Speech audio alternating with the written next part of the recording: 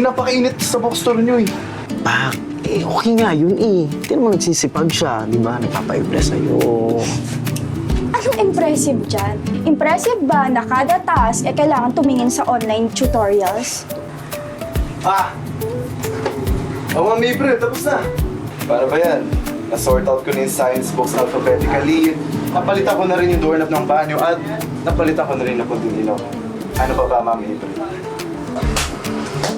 Trouble then. Mag-t-shirt ka na, baka mamaya makita ka ng mga customers dyan.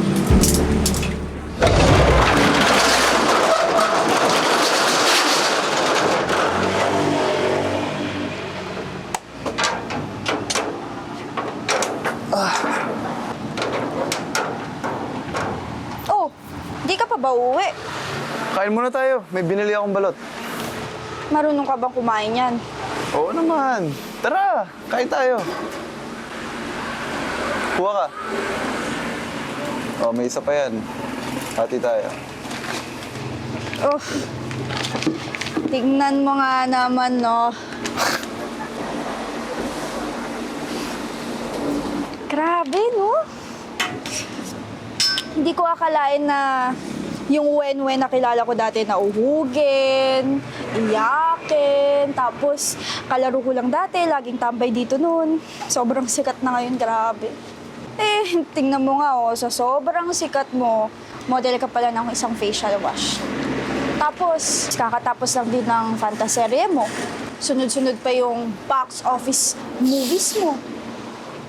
Ang tawag nga nila sa'yo, rom-com queens. Tapos ikaw, anong tingin mo sa akin? Bully. Okay. Alam ko na kung bakit ganyan yung trato mo sa akin. Napanood mo yung vlog interview about childhood crushes, no? Oo. Ang sabi mo doon, yung childhood crush mo ay yung may-ari ng bookstore na cute at lagi kang binubuli. Eh, isa lang naman naiisip ko doon eh. Ay naku, kung alam mo lang. Kung alam ko yung ano. Wala. Hindi na importante yun. Mga bata pa tayo. Oh, sige. Para hindi ka na magtampo, ihatid na kita sa inyo. Mag-hi na rin ako sa mama mo. I'm sure naman maalala niya pa ako, di ba? Wala na siya. 8 years na. Sorry to hear that.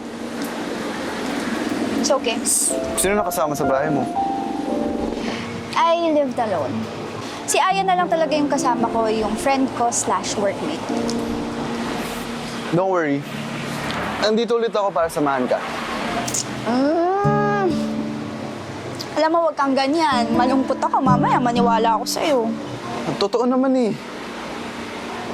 Sus, umalis ka nga dati na hindi ka man lang nag-goodbye sa akin, di ba?